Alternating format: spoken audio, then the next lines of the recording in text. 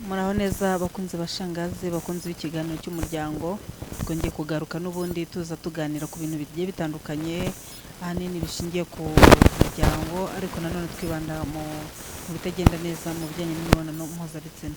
Ushobora rero kuba wumvishe ikiganiro uyu munsi cyangwa se aka kanya wari utari usanzwe ucyumva, tugira ngo tuvuge ko iki kiganiro ari igikorwa na Shangazi cyangwa se Masenge.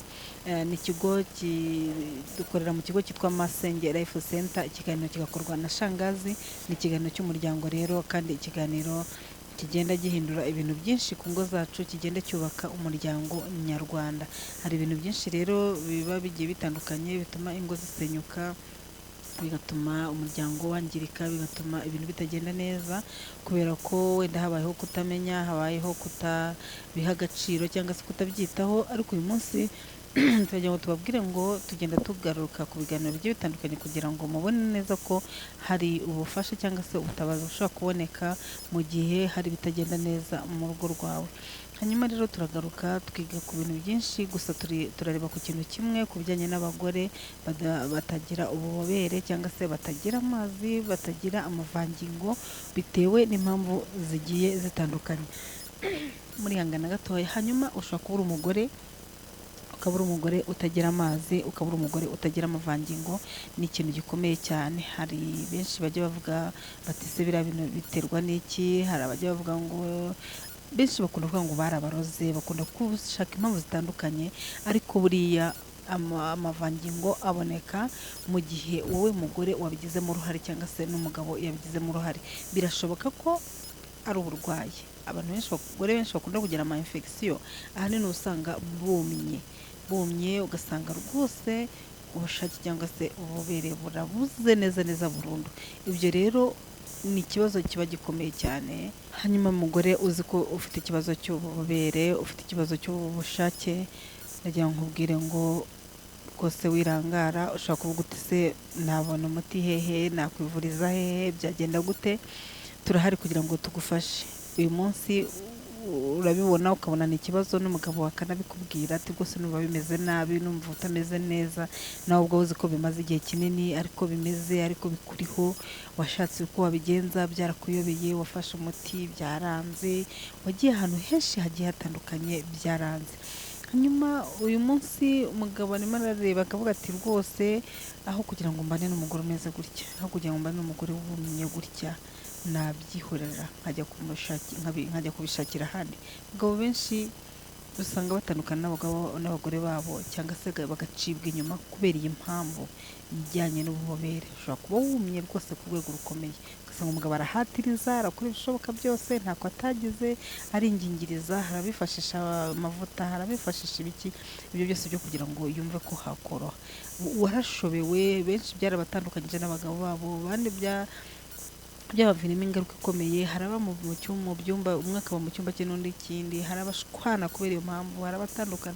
Ibi byose ni ikintu gikomeye cyane kandi rwose gishobora gukosoka. Uyu munsi ushobora kuvuga uti se ko ntako ntagerageje gufata imiti, birashoboka ko ibi bintu birakira cyane, birakira kuko dufite umuti mwiza ugufasha gukira, ukawufata. Iyo ufashe neza ukawufata uko nawuguhaye, ukubahiriza amabwiriza, ukawukoresha neza, ubasha gukira neza bigashira burundu kandi ukamera neza. Ikindi, iyo dusanze hatarimo uburwayi, bisaba ko we mugabo n'umugore wawe muzana tukaganira, tukareba ese bundi biraturuka kuki. Birashoboka kuba bituruka ku mugabo, nabyo birashoboka.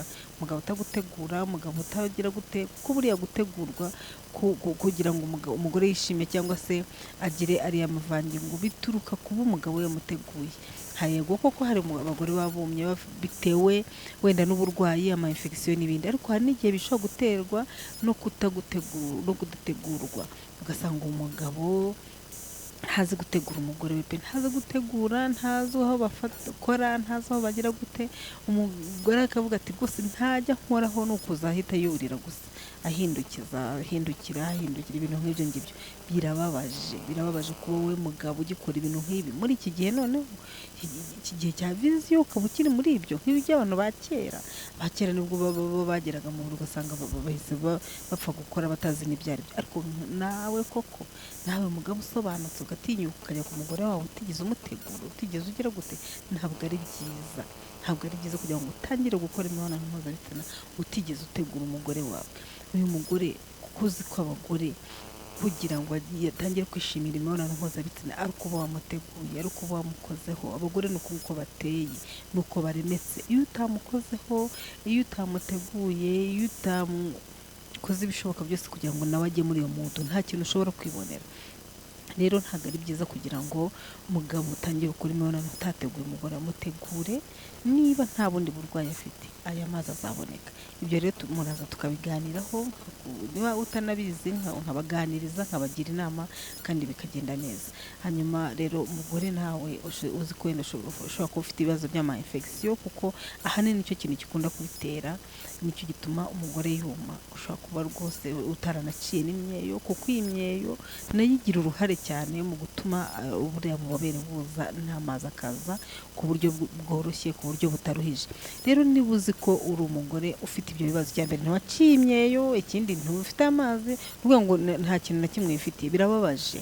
Uyu mugabo rero naramuka anagiye, uretse ko kugenda kwabo tutagomba kubishyigikira, ariko niba aramutse agiye yarigeze abikubwira ko bwatica imyeyo umeze gutya no gutyo, ukabipinga ukabitesha agaciro, uyu munsi ukaba ubona yaragiye, cyangwa se ukajya kubona ukabona aragiye, ni wowe uzaba warabigizemo uruhare. Tugira ngo rero tubabwire ngo turabafasha rwose. Niba ufite ibyo bibazo byo kubura ubushake, byo kuma, cyo kuba utaranaciye n'imyeyo, turabafasha hanyuma bikagenda neza. Tukorera rero mu mujyi hano hirya y'ahahoze gereza, munsi ya sitasiyo SP niho dukorera. Uraza tukaguha umuti. Ku bantu bari mu bihugu bigiye bitandukanye bashobora kubabona ibiganiro byacu, uraduhamagara ukatubwira uko ubyifuza, hanyuma natwe tukakohereza umuti ukakugeraho. Ku bari mu ntara zitandukanye turawukoherereza, wohereza amafaranga, hanyuma tukawushyira kuri kuriye ukakugeraho vuba cyane. Murakoze cyane rero, Imana ibahe umugisha. Twe turimo kubabwira ngo bagore mufite ibibazo byo kuma, kubura ubushake, turahari kugira ngo tubafashe, tubahe umuti, kandi bizagenda neza. Abantu rero bawufashe bagenda bashima bagaruka.